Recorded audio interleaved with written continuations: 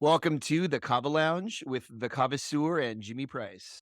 Knead up your kava, pour it in the Tanoa, and sit down and enjoy another session of the Kava Lounge.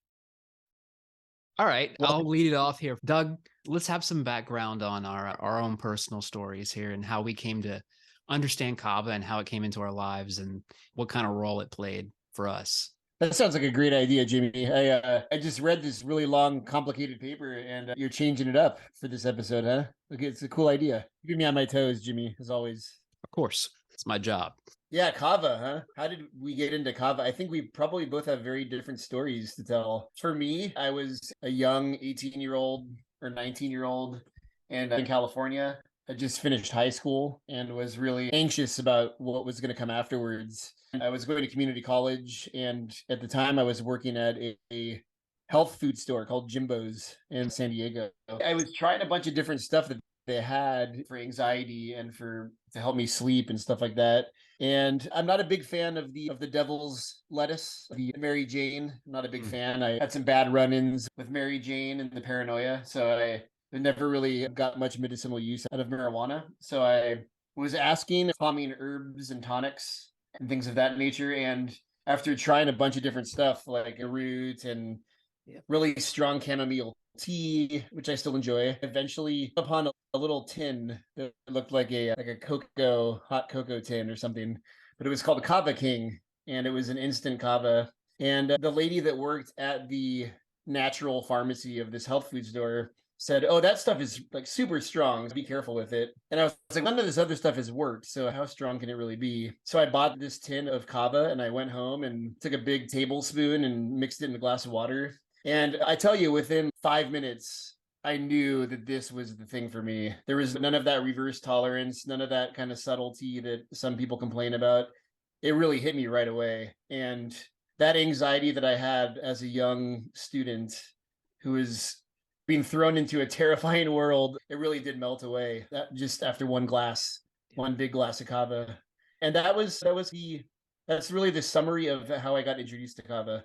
Of course, it's now 25 years later, so a lot has happened between now and then. Not 25 years, like 20 years. And yeah, a lot has happened between then and now. But that story keeps unfolding.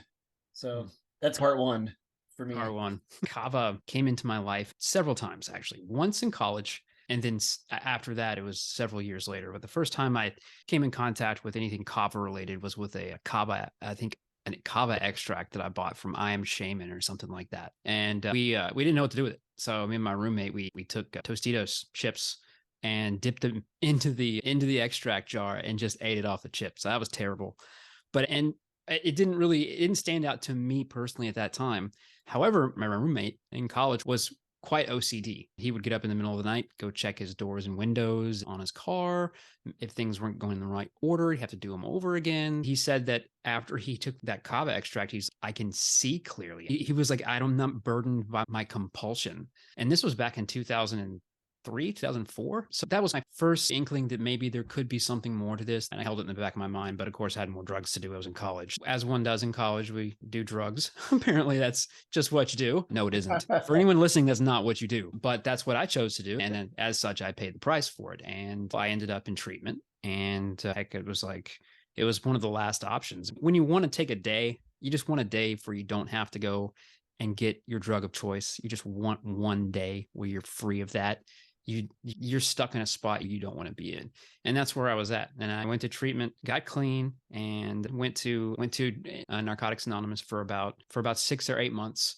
And I was still having those really repetitive thoughts and the desires to use that same drug of choice. Of course, mine were opiates, but at that time I was still dealing with a good load of anxiety just from the unsteady state of my life. I just got out of treatment. I was in NA for 6 months around people I'd never seen before. These are my new family. But after that, I searched for a natural way of relieving anxiety. I looked through all the different natural options as supplements, running into Kava. And I've actually started taking the Gaia Herbs PhytoCap Kava pills from Trader Joe's or one of those health food stores, but they actually worked. They reduced my anxiety level. And I was like, this actually has an effect. I was not expecting And you're usually used to those things where it's, oh, you got to take it for 6 months before you feel it, that kind of thing. It doesn't hit you right away. But this was just like a totally different effect. I could feel the anxiety and stress just rush away from me. I was like, oh, okay, there's obviously something different here. So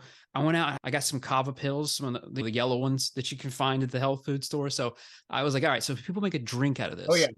And so I took the yellow Kava extract pills, broke them open in water. And of course, that just does not mix together at all. But slowly figured out that you're supposed to take a bag and actually knead it. And I would say sometime around 2005, when I actually got my first proper Kava experience, and that was with the Kava King's Reserve tin. I bought them until they were no longer available.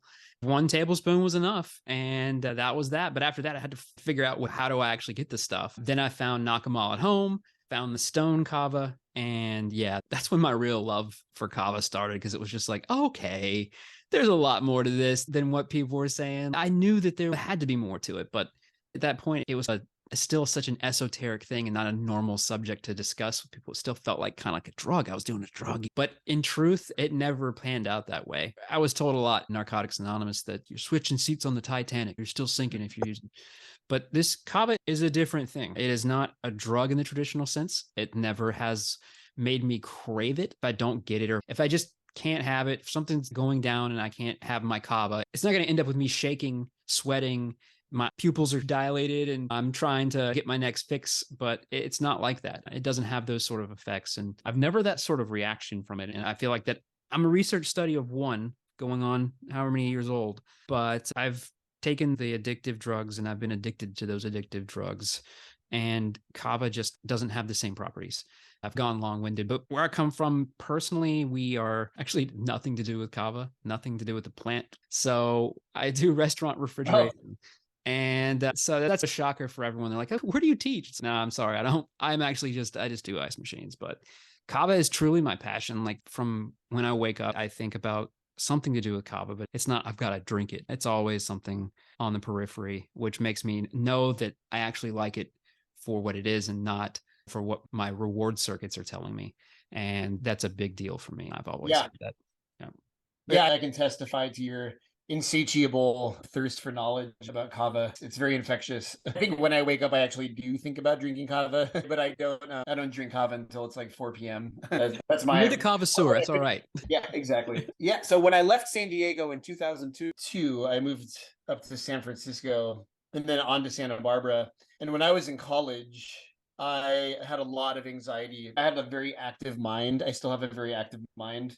And I always am looking for things to quench my curiosity, like reading a lot of books, playing music, getting involved in all kinds of crazy stuff. And Kava was always there as something that would like help me settle down and stop my mind from moving at a million miles an hour at the end of the day. But when I was in college at the University of California in Santa Barbara, I was taking 6 classes at a time. I was working, I was doing a lot of extracurricular stuff. And I was poor. I was like super poor, as you are when you're in college. And I worked at this little liquor store and probably made like $200 a week. But I would go to the grocery store in Santa Barbara and they didn't have the kava. You couldn't get it. I didn't like really try that hard, to be honest. I probably could have gone online and ordered Kava King, but it was just like harder to buy stuff back then. This is like 2002, 2003. Yeah. You couldn't just go online on Amazon and put in your debit card number and get something in the mail within 3 days. That it's like a different world now than it was then. Yes. So I went to the grocery store and I found the yogi tea, the cinnamon, Yogi yeah, stress coffee relief. spread. And I would load up on like 10 boxes of that. It was like pretty expensive at that time. It was I think $2.99. I think today now it's $5.99. But I would load up on boxes of that stuff, and then I would buy chamomile tea, which was super cheap. And I would always put a kava stress relief in 2 chamomile bags, a cup, like a mug, and that would be my nightly tea that I would drink. And when I would finish drinking the tea, I would usually suck on the bag of the kava stress relief because like I could feel the kava like coming out of it. And I still tell people like that stuff is pretty good. I'm not gonna ever diss the stress relief. I don't know if it's like still the same as it was back It's then. not. Okay, okay. It's not. The one thing that's different now is they don't put licorice in there. And I Oh, that think was that's what nice. was causing problems, because we were getting people that had some weird issues, and They're like, why is Kava making me do this? And first of all, you're drinking yogi tea, and that's not really Kava. And second of all, I really do think that the black licorice caused some issues. So they took that out, and Huh. I don't know. It has about 25 milligrams of Kava lactones per tea bag. So you're getting about the same as Okay. you're getting a Kava candy. Huh. When I was like 22, 23, I've always been very sensitive to any kind of psychoactive or any kind of substance or food or beverage. So it did the desired thing for me. And it was very noticeable because I wasn't like hyping up Kava in my head. I didn't know anything about it. I just knew that I had tried it and it had worked. And whenever I came back to products that had Kava in them, they would always have that effect. But I hadn't read anything about Vanuatu. I hadn't read Getting Stoned with Savages by J. Martin Truce. I didn't know anything about kava drinking culture or nakamals or anything. So I had no romantic image in my head of what kava was supposed to do. But then fast forward, I was in the Peace Corps. And when I was in the Peace Corps in Ghana, I had no access to kava. I might have brought a couple boxes of yogi tea with me to Ghana. I can't remember. But when I came back to the US, when I was in graduate school, that's when I started the Kavasseur blog because I started reading about kava and learning about it in my studies as an anthropology student. And then I went online and I found vendors who were selling kava root and I just became obsessed. That's why I started the blog because there was nothing online except for some YouTube videos where people showed you how to make kava. You could find no information on it. So I just read every single website from cover to cover. Knock 'em all at home, Kava by Rex, Hawaiian Kava Center, all these kava vendors that are a lot of them are now gone. But I became obsessed and I just wanted to try every single kava. I spent hundreds and hundreds of dollars that I didn't have on kava that I wanted to try. And I started just writing these blog entries and there was a huge reaction. There were like people were emailing me, people were commenting on my blog. It was like this really exciting, stimulating back and forth I was having with, I guess, what was like the early days of the Kava online community. That's where my online Kava thing started, is when you started your blog, because I was looking around and there was a blue light posts. There was a few Irowid trip reports and an entry for it on Irowid. But other than that, there was not really all that much on Kava. There wasn't anything online. You could just, it was a blank, just nothing. Those days where all you could find was a blue light post about it. At that point, I was still looking around for what is this stuff? What's the story behind Kava? There's something more here that's not being told. Like the labels on the bottles and stuff don't really tell you everything about Kava.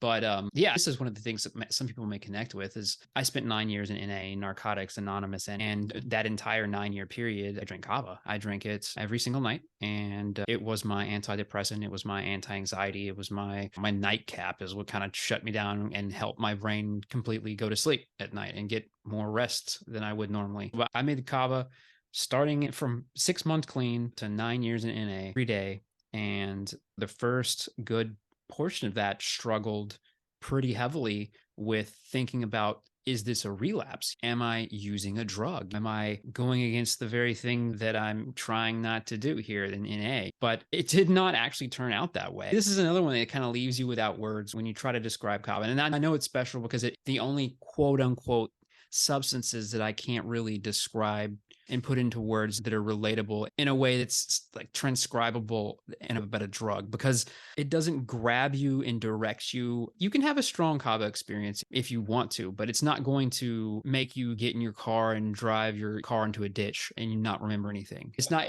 four wheel on top. But yeah, Wheel on top, right? Literally. but I struggled with that in my mind for quite a number of years in NA. And it took me realizing that my life is not anyone else's to live. And the effect that Kava gives me is not harmful. It does not cause me to go rob my neighbors. It does not cause me to empty my bank account when I don't have money. It's not going to cause me to do these things that these other drugs would absolutely cause me to do. I think that's what makes it so unique, is that it can't be explained in that context. It's not a drug, but in some ways it is, but it isn't. And it's just very unique, and its pharmacological profile is unique. I know I won't get too deep into anything, but just everything about it is very different than what we would normally see. We don't know exactly how the brain works, obviously, but we're figuring out receptor sciences and ligands and being able to figure out how drugs fit into receptors. And they still have yet to figure out how that works with Kava. Like they still haven't gotten there yet. So we still don't know how Kava really works. We have theories and everyone can have a theory, but we still don't know how it works. It was then when you started your blog, that's when I was like, okay, there's something else about this. And I didn't know what Kava was good. I didn't know. No one talked about their experience of Kava, what it did. And it was the only place that I could find that actually provided that information. It influenced a lot of people. I wouldn't be sitting here talking to you if you hadn't made that. But yeah, there wouldn't be the Kava forums. There wouldn't be all the friends and the network that we have had you not started that. So that is an absolute 100%, crucial founding moment there is when you started that blog and made that decision to do that. And also the Yuku forums. We had a portion where Doug created after the, I'll let you tell it. Yeah. So the Yuku forums, okay, so it's actually a funny story. Like I am a big fan of the TV show Survivor, and I was part of this Survivor forum on the Yuku forums. It was called Survivor Sucks, but like a totally ironic title for this forum. It was like people who were obsessed with Survivor and posted about it after every episode. Oh, I want Michelle to win or whatever. And people, they would share pictures and stuff of the TV show. But I noticed on the Yuku forums, because I'd already started the Kavasseur blog, I noticed on the Yuku website that you could start your own discussion forums for free. Free was a pretty enticing word. So I decided to just start the Yuku forums where people could go and start threads and discuss Kava. And I just set it up, created the categories, and talked about it in my blog, put links to it in my blog. And then people just started posting. I think you started posting there pretty early, and like a few other people. And then it just grew into like this pretty active discussion forum. I remember, it's cool that you bring it up because I remember I finished graduate school and I moved back to Ghana to be with my cocoa farm. And I just didn't have that much time to ever even go online because A, it was very difficult, B, it was very expensive, and C, I didn't have any Kava in Ghana. So I remember getting an email from you or a Facebook message or something, and you're like, "Hey, Doug, would you mind if I started a Kava discussion board?" And I said, "Oh, absolutely. Go ahead, man. It's fine. It's too much for me to." There was a stipulation, and I remember it to this day. It Mhm. was, you can't let this turn into a drug forum where we That's just right. talk about drugs. And I absolutely held true to that statement to That's the right. day. Yeah. Because I was worried about that because I was already noticing among Kava drinkers this tendency to experiment with all kinds of other stuff that was unrelated to Kava, kratom, and things like that. And I was like, I just do not want this to become anything other than Kava. I don't want it to Laser become focus. heroin, Right. or I don't want it to be like about people's mushroom trips. Like, you're into that, cool, man. Like, groove on. But I didn't want that to happen on the Kava discussion board because Kava is so special to me. The only two things that I've ever consumed frequently in my life are Kava and alcohol. And I gave up drinking a while. And when I'm not drinking my Kava and I can't get relaxed and I can't calm down, I try exercise, I do some of those things, but I'm tempted by the bottle if I don't have Kava. And Kava keeps me away from alcohol. That has a lot to do with me being healthy, me having a job, me being a decent father, is me staying away from alcohol. Kava is so important to me, and I don't want it to get confused with all the other crap that's out there that is not helpful, does not help people, doesn't have a traditional history of helping people and being part of an important cultural practice. And that's why I have so much respect for you, because you've done so much to defend Kava, and there are so many enemies of Kava, especially in our culture, in our country. And the community that you've helped create has been a real godsend for Kava. I think for everybody, not only for Americans, but for people in the Pacific Islands too, because they grow Kava, they sell it to us. It's a big economic benefit to them and to the islanders that have moved to the US and have access to Kava because it's still legal and still available. Yeah. Yeah. And honestly, it's a team effort, man. Where we are now is where I hoped we would eventually be when we started. We've gone through so many different ups and downs, rough patches, smooth patches, great patches, but being able to speak openly about our experiences with Kava and not have someone breathing down the back of our necks about it, and just being able to talk about how it truly makes that deep impact in our life. I feel like I owe my life to Kava because of the reduction in my compulsion for drugs, for drug usage, and for seeking and using opioid drugs. It just completely ate that desire away. Given, I don't want that to be construed with it removed withdrawals. Those were gone a long time before I tried Kava. I wanted to make sure that I started with a clean sort of baseline so I could know where my issues were. And I guess that's where it came up that my anxiety was a problem at that point. Yeah. But you, man, you Yeah. started those boards and we just jumped in there and took over. And I always wanted it to be a together deal where it was the Kavasseur and the community behind them. I think that truly is where we've ended up here, is that we have our separate platforms, but Truly, like, I see us as doing the same things on all these things.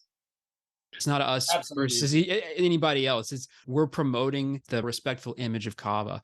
And it's not something that we have to compete over. And that's why if someone's, yeah, I'll make a better website, I'm like, do it. Please, please. We're not, I will never tell Exactly. somebody Yeah. or someone's, I'll make a better web form. I'm like, hey, man, after Kava forms, you know what? Anything positive for Kava, like I'm 100% for. I'm not going to try to push anything down that is positive for Kava. And that's just right there with you. Like Kava, we should be laser focused on. It's one of those things where it does not have the added benefit of an addiction or any sort of like real physical withdrawal profile to keep people using it.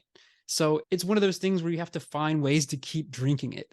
Like you have to find reasons to keep drinking it. We have all these different ways of different recipes and ways of drinking kava. Then you have for every other thing, you have their polar opposite in how to quit it. There's no quitting kava. Such a good point, Jimmy. Oh, Yeah, it's it's such a wild, good point. and it's just one of those. Kava just I always come back to it. It occupies such a very unique spot, and that's where I think it shines. It's not alcohol, it's not cannabis, it's not benzos, it's not opioids, it's not these things that humanity has normally gone to get high and screw up our life. This is a different sort of thing. It doesn't cause the same reaction. Of course, anybody listening to this will know that if you've gotten this far and you know us, then you probably already love kava anyways. But it is a very unique sort of feeling and it doesn't ruin your life. That's the biggest sort of takeaway. It's like, it doesn't ruin your life. I know that's a low bar for something, but when it came down to it, like every drug that I tried would be something that would eventually end up ruining my life in some way. Kava was not that. Kava is just anesthetic, planty, Yeah. very vegetal Novocaine that really calms you down. Vegetal Yeah. Novocaine. There's a band name right there. I want to back up to something you just said Yeah. because I feel like it's key. You were just saying that we have to find different ways to drink it because it's so hard to drink. People find all these different recipes. They think of different water temperatures and different concoctions that they can make with kava. And oh my goodness, you're so right. With kava, you really have to try so hard. You have to put in hours of work Yeah. to get somebody to like kava. Yeah. It's not You have easy. to make kava for them all the time, day after day, Mhm. and it's like super expensive. It's super subtle. So most people, when you try to get them to drink kava for the first time, because you know that it's going to help them, and you're trying to help them, most people are going to be like, "I can't do this, man. This is horrible." Yep.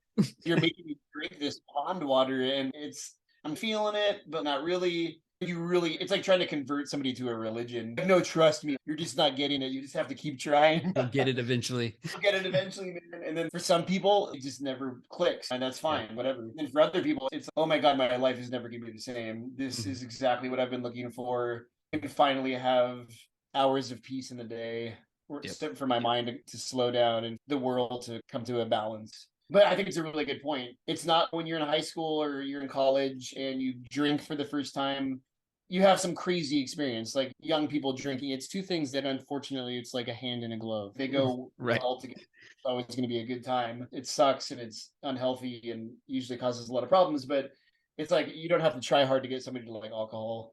Right. When people smoke weed for the first time, they laugh and they start giggling at stupid little things and they have fun with it. Different drugs have different things that appeal to people, but kava, it usually takes a few times for most people to get it. Yeah. And if they get it at all, like true. And that's one of those things where I'll say it, and I hate to say it, but kava is not for everyone. It's not. There's some people that just they don't like it, and there's nothing they can do, and that's okay. There's nothing wrong with that. Everybody has their own thing, but kava, it takes effort. It's not like you're not gonna just cozy up to a nice mug of kava first time. Just make sure it's nice and warm too, but I should get those vapors off the top there. Oh yeah, that'd be a real nice experience there. But yeah, it's a hard sell for some people. And for a lot of people, it's just you have to have the right motivation for Kava. And the motivation for Kava is connectivity, and it's also introspection. It's also being able to see what you're doing. That's my big thing with it. It gives space. It provides space for talanoa, which is conversation and discussion. And it provides space for just taking a moment, thinking about your life or thinking about something that you've done in a different context and like out of the box thinking. It puts you on a different thinking phase as to what you usually are. And it's difficult to explain, but it gives you an edge on being able to observe yourself from a different perspective critically, but without being harsh. It provides that kind of a pause in that moment for you to take things in and not have to judge things instantly, not have to knee-jerk reaction to everything. And it allows you to respond instead of react. So you have a moment to take a second and just breathe and exist. Yeah. Yeah, it has that mindfulness. When you learn about mindfulness meditation in Buddhism and things like that, it's Kava. It helps aid in mindful thinking and concentration. And it's probably one of the reasons why it helps you fall asleep, right? Is Certainly. if you have a lot of thoughts in your head that are bouncing around, Kava will help those thoughts settle down and go to sleep and rest your mind. And that's what it did for me as a student. Was I had just, my brain was moving at a million miles an hour, and I had a lot of intrusive thoughts, and I would sit down to read and do research for graduate school, and Kava was the only thing that would help me. Not coffee, not like black tea or whatever, but like Kava would help me be able to sit down and focus and concentrate and not have my mind jump to, oh, like Amazing Spider-Man or banjo or like whatever of my other hobbies that I had at the time, or video games. It was just, okay, I have my Kava. I'm going to sit down. I'm going to write my thesis. I wrote a 250-page thesis. Half of the time I was completely just full of Kava and just focused and relaxed and concentrating. It's funny, when I started my blog, I remember, and this just jumped into my head thinking about disgusting Kava recipes. I ordered a bunch of Kava from Nakamal at home, and I had, but at that point I had tried a bunch of instant Kavas, and that was pretty straightforward. But I had never really squeezed and kneaded Kava. So I bought a bag of Wow and I think a bag of Stone or something like that. And I got my package in the mail, and I went to the Nakamal at Home website, and they had a YouTube video where they were like, "This is how you make Kava." And the guy in the video, I can't remember what his name was, but he was a funny guy. Not the owner, but somebody who used to work at the bar, the Kava bar. The guy in the video has, I think, 2 cups of Kava or something like, or 3 cups of root. And he mixes 3 cups of root, two glasses of water or something. It's like some crazy proportion of Kava to water, like way too much Kava. My first thought when I saw that video was, like, I'm gonna be poor as fuck. Oh God. If I drink Kava every night and I use this recipe, like, I am doomed. But I followed the instructions, and then I made this Kava using that video as my guide. And it came out, it was like paint. It looked like paint, like brown paint. Yeah. And so I was like, okay, here we go. Yep. I drank one shell really quickly, and it was horrible. It was like the most disgusting, like nausea-inducing thing I ever tasted in my life. I was like, all right, I'm going to drink another shell because I really want to feel this for the first time, because it was my first time going all in on Kava. And I got so sick. Oh yeah. I was like so ill. I was so unbelievably sick. I was throwing up. When I was in graduate school, I was living with my mother and father. They came home, and they were earlier in the day. They had said, "Hey, we're gonna go get In-N-Out Burger for dinner," and I was like, "Oh yeah, that sounds great. I love In-N-Out Burger." They came home, and I was running to the bathroom and puking, Oh, and they saw me drinking Kava, and they were like, "What is that stuff? Oh my god, you're doing something doing stupid." drugs. Yeah, doing drugs. Yeah, and I was like, "I'm not gonna be able to eat that In-N-Out Burger. I'm sorry." But then I realized after I did that video was way wrong. And I might have actually emailed Nakamal at Home and been like, "Hey, you guys need to change that video, because wow, like, that is not going to give your customers a good experience." Just drink it and throw it back up. But did you feel it though? I felt it, but it was so not in a good way. That was like, I don't know if this has happened to you before. It probably has, but if you drink too much Kava too fast, it can have the opposite effect, where it makes you like really anxious and clammy, Yeah. and nauseous, and like kind of unstable, almost like even like psychologically unstable. It had that effect. It was the opposite of what I wanted. I was gonna say, should we talk a little bit about the dark years? Just like touch on that. Sure. Let's see. Yeah. 2014 is about when all that sort of stuff went way down, when everyone got really twisted up. And 2014, there was a falling out. There was a whole bunch of drama. And the Kava industry was much smaller back then. There were maybe how many, like 7 or 8 vendors? There were not very many vendors at that point. That sounds So about right. Yeah. they were still very competitive. We had vendors that would threaten each other.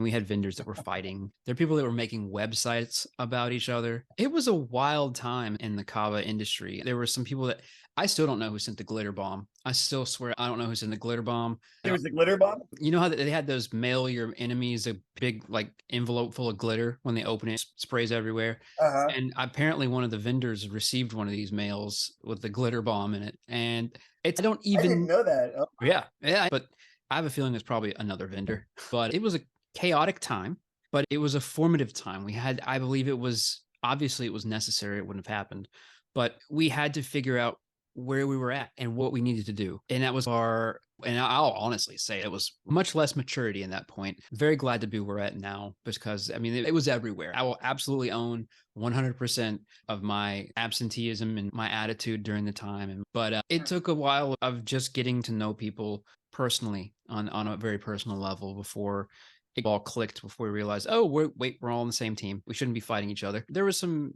outside influences there that did make their way into our circle.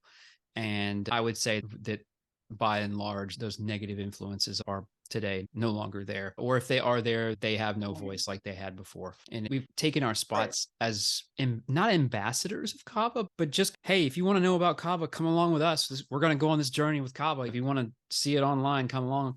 Yeah, from my perspective, so I was living in Ethiopia. I lived in Ethiopia from 2012 to 2014. And I came back a couple times while I was living in Ethiopia. And I became friends with the owner of Paradise Kava in Hawaii. It's a vendor that no longer exists. But I remember having some phone calls with him while I was back in the States. And he would talk about how there were all these people that were really concerned about 2-day Kava and how 2-day Kava was going to get Kava banned and that it was causing liver problems. And so I was like, oh, that's pretty scary. And then the acetonic tests became like really in vogue for a minute. Everybody was doing acetonic tests, test their Kava to make sure it wasn't, like people would share pictures of tests like in their bathroom window and stuff. And it was just wild. And I just remember thinking that like either Kava is good for you or Kava is bad for you.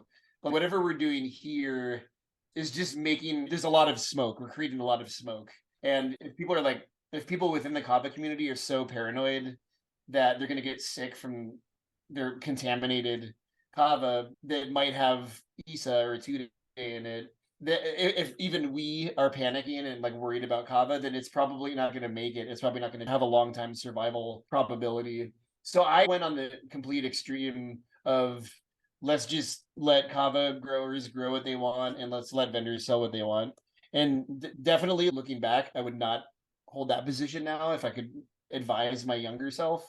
But at the same time, I also think that if at the end of the day, like the Kava vendors that provide quality, noble Kava are going to be the ones that succeed. Yes. So like those ones who had this quote unquote spiked Kava that had 2-day mixed into it, they wouldn't have succeeded. They would have eventually stopped doing that because they would have been outcompeted. But the problem was that I thought that people were putting Kava in danger by creating all of this noise around it, and that eventually the authorities would catch wind of this and say that, oh, so even the people that drink this know that it can cause liver damage. I thought that was like a really dangerous kind of narrative to contribute to. And I also thought there was no evidence for it. All the research that I did, there isn't. Basically said that no, even that 2-day stuff is not going to cause liver damage. So I didn't want that story out there, and I took this very extreme position, and I just eventually that led to the fire just growing in scope and burning longer. Yeah, it's been a long road. We've been on this for a very long time. We've gone through our different situations, and now we finally coalesced together around the idea that, and no one else out there is cheerleading Kava like this. So if they're not, then we're going to do it. So the spot was there, and it's just always been there. And we have people that like to participate, and we just have people that like to lurk. Yeah. Yeah, I think one really important thing, looking back on that and then looking at where we are now, the way that I see Kava for the past 3, 4 years, it's really in a great place. Vendors sell properly labeled, safe, uncontaminated, and by uncontaminated, no mold, no fungus, no bacteria. They sell quality Kava that is what it says it is. And there are no safety boards, there are no like testing agencies that make sure that the kava is what it says it is. But the consumers, the kava drinkers, have been able to, I think, exert enough demand for vendors to sell clean, safe, strong kava. And I think that we've done that as a community. And I think that it's a great example of customers and vendors in a back and forth creating a standard for what's of good quality. Agreed. Yeah. Yeah. And that's just a natural thing. I think that the fact that it was so chaotic is that we went through it. We were the ones that kind of witnessed it happening as it matured. There were like 2 Kava bars when this started, or one.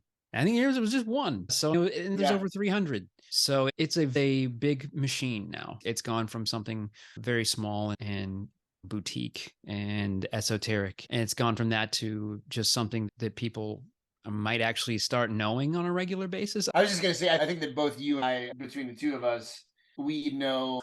Yeah. So it's still like pretty small because like between the Yeah. two of us, I think that we know every vendor personally. So it's still not the soda business. Right. That's true. And I think that's what makes it really special too. I'm not somebody. And I've just kind of walked in here and been like, hey, can I be a part of this? I've gone into Zoom meetings from Australia about Kava and their legislation, and just anyone can be part of this. It's not something that has restrictions on it, purely a global thing. And you can just walk up to it. And I think that's still a really interesting aspect of the Kava industry, is that it's still accessible. And Absolutely. I think it still goes back to Kava takes dedication, and it takes people that love it. And that's the way that Kava's been since the beginning. It's required people that loved it. It wouldn't be around. If the appreciation and love for Kava weren't there, it wouldn't have so many variations. There wouldn't be so many different cultivars. It wouldn't be present. And we know that it was carried by canoe from one country to another. So it demands certain people to really look after it. And of course, it goes back to the love that it demands and it requires to grow. When you meet the people that grow Kava, you look at them and you're like, yeah, I can tell you grow Kava by the way you look. They exude Kava. It is just something about it. It's not something you choose. If it really wants you, you don't have a choice. Kava's coming for you. So you don't have a choice. Hey, kava can come for me all at once. That's right. I think before we close this out, one of the people that I really wanted to shine a light on is Mike Munsell. Because Mike, he was calm with Kava, was one of the early vendors. And there's a lot of Kava vendors out there, and a lot of them are from the Pacific Islands. A lot of them have roots in the Pacific Islands, literally, figuratively. But Mike was one of these people that had a lot of anxiety in his life, I think, growing up and as an adult, and Kava helped him a lot. But he didn't just become a Kava vendor who wanted to have a business. He was really deeply caring of the communities in Fiji and Vanuatu. Would go and travel extensively in those countries, make deals and relationships with kava farming families, work on community projects in those countries. And I just really want to underscore how, to this day, how much inspiration I get from the life of Mike, who just passed away a couple of years ago. It's really rare that you find people like that in your life. And he was really just one of a kind. And he did so much for the kava community. Even when I was butting heads with Mike, during this The 2-day wars. 2-day wars. That's it. At the end of the day, I remember one time I had posted something really stupid on my blog about 2-day and how like big alcohol was coming after kava. I don't know if you remember that. And Mike called me on my phone. I was like cooking dinner, and I think I was just drinking wine or something. I was drinking alcohol, and Mike called me on my phone and just cold called me, and it was Mike, so I picked up the phone. I don't like to pick up the phone when people just randomly call me, but I saw that it was Mike, so I answered the phone. Billings, Montana. And he was like, hey, man, how's it going? I was like, oh, pretty good. And he's like, yeah, I wanted to talk about that blog post after doing kind of niceties. And yeah, I wanted to talk about that blog post because I know it's not coming from a healthy place. I know that you're struggling, and that's fine, but it's kind of not coming from it doesn't seem like it's coming from a happy place, and it's not going to help anybody. And I was like, you know what, man, you're totally right. And he was like checking in on me. He was like really concerned about my health and my well-being. And he was like, yeah, you seem like you're angry right now. And you want me to send you some kava and drink some shells of kava and get back on track? And I just thought that was so like emblematic and Yes. definitive of Mike's character. To be so caring about another person that he had never even met, but who he knew and he was worried about, and he was rightly worried about. I just want to send those thoughts out, those feelings out to Mike and his family, Yeah. because he's been such a huge keystone of this community in the Certainly. past 20 years. Yeah. Yep. Yeah, Mike was a great guy. He was someone with many years behind his eyes. I truly would be like, Mike, just text me wherever you go.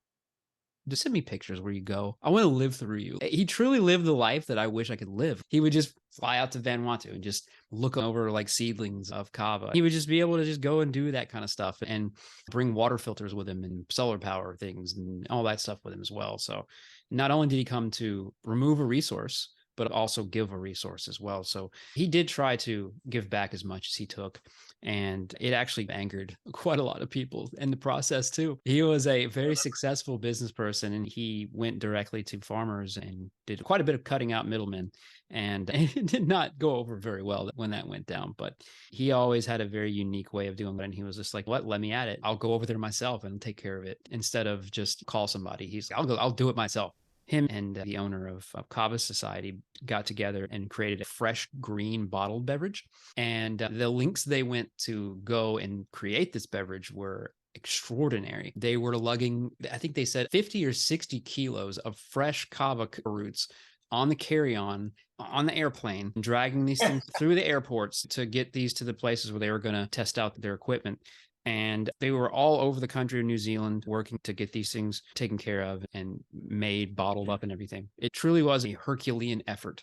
For a while there, I was worried, but there are a lot of people that are stepping up and taking the place. And one of Mike's friends and one of our friends, Morgan, who used to actually, Morgan had no interaction with the kava industry whatsoever when we knew him. He was a member of Kava forums, and he was just a blog. He did a blog called the Kava Flow, and he actually ended up buying Kava after Mike passed. So we've watched the industry go from very little to what it is today, and we've been there for it and watched it grow up. So it's been quite a good thing. But Mike truly was an inspiration for me. I saw his kava patch. I was able to walk around in his kava patch in Hawaii and see the plants that he planted. It was a very special experience to be able to walk through where Mike stood in Hawaii. His shoes were large, but there are quite a number of people that are looking to fill them, and they do a good job of it.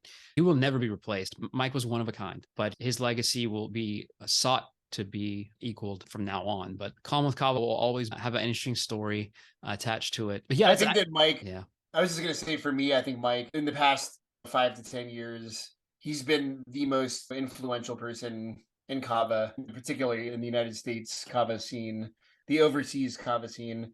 I think that he really quietly led a very peaceful movement of Kava drinkers to get Kava to a better place and a more respected place. He told me himself the reason he's doing it all is because he wanted to drink good kava. And that's right. Truly the way that some of the best kava companies have started, is just people just want to get a good line on some kava that they like personally. And it ends up turning into, hey, let's sell it. Yeah, that makes me think of the Kava Roots. That's another very small vendor that is a very small company, but I know that the owner of the Kava Roots, and he stores what he considers the best kava and sells it. It's very expensive, but it's very good. And yeah, it's the same deal. It's not a big business. It's not like his main focus, just a side project. Yep. That's a lot for this episode. But hopefully anybody listening might have gotten a little bit better of understanding of where we come from as individuals in this whole puzzle of kava. We don't make any money doing what we do.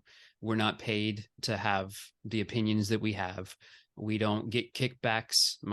I mean, Doug might get some free kava to review, and that's totally fine. And then Doug's a kava reviewer, and that's what we expect, actually. But in terms of being paid, we are paid in the stories that we hear. We are paid in people that talk about how, hey, I don't want to drink alcohol anymore.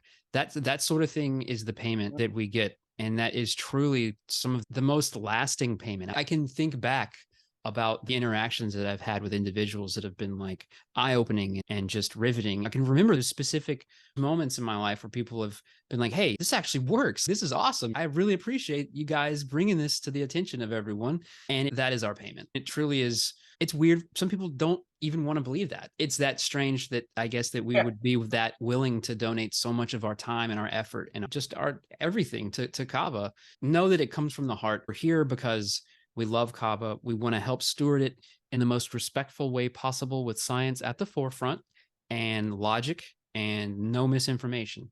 And we will continue from that spot from here on. And that I agreed at the beginning when you said, yeah, I guess you can make another forum. And I didn't want to do it without your permission. I bought Kava forums like it was just a purchased web name, because I was like, I was not going to do anything until I got the Kavasseurs okay about it. This needs to be part of everything. We've gone a long time together, and it is good to be where we are now True. and be on the same page with stuff. And I can say, hey, Doug, check out this paper. This is awesome. And you can be like, this is great. We read the same paper and everything. And it's just, it's fun and it's enriching. It makes my life better. And that's really why I do it. It's my hobby. I don't fly drones. I don't play video games. I read Kava papers. I look up Kava information online. Like, I want to know more. And I think you share that same sort of fire for Kava. And I think most people listening to this, if they've gotten this far, you probably do too. But it truly takes that dedication and love for Kava to appreciate it. When you do, it's something that you just can't look over. And just to pull back the curtain a little bit, on my blog, the video reviews that I do, believe it or not, like when I do one of those videos, I just do it all in one take. I just sit down. You probably can't believe it because some of them were so sloppy. I just sit down, I turn on the camera, and I'm like, hey, everybody, this is Kavasseur coming at you from Baltimore. I got this new Kava. I'm going to try it out. Yeah, it tastes great. Oh, the effects really mellow. That's the extent of it. I do no research. I just turn on the video and I start recording. And I should probably actually do more videos than I do, but I just get lazy and I get tired at the end of the workday and I just want to drink my kava. But Exactly. anyways, it's such a simple thing. That blog, it's been a hobby for 15, 16 years or whatever. And it's that straightforward. I get kava, I either buy it or people send it to me and then I review it. That's it. Yep. I haven't made any money and probably will never make money doing it. So yeah. And that's one of the things I think that makes us a bit different, is that we don't take any money from any vendors to forward any sort of agenda. You can see that there's ads on Kava forums. Somebody was like, you sell the ads. I'm like, actually, we don't. You can't purchase those ads. You can't. Those are there because those are the companies that we've personally found that are reputable and that will take care of problems if they arise and have good quality kavas and all that good stuff. It's not even something that you could pay for. And I've had people try to pay for it. I've had many people try to purchase kava forums, but it's not a commodity. Kava forums is our history. It's our past. It actually contains, and this may not be something that many people know, but Kava forums actually does contain the Yuku forums within it. If you go to the legacy section at the bottom, you can find all of our old conversations of talking about what Kava does. I think I made Kava with snow one time because everybody's like, oh, it's snowing now? Has anyone made Kava with snow before? I don't know. Let's be the first. You can go back and see like all of our, it actually went fine. Like I took some snow and made sure there wasn't yellow and made Kava with it. But it did work out. It's a tome of information of just our past and our history and the places that we've gone in this whole weird puzzle and weird winding path of Kava that just has so many different turns and twists. But yeah, I think that's probably good. Nice. On that note, the hula, and the next episode we'll come back with another paper, something fun, something anthropological, historical. This is the Kava Lounge. Thank you for taking a seat and having a shell. Right on.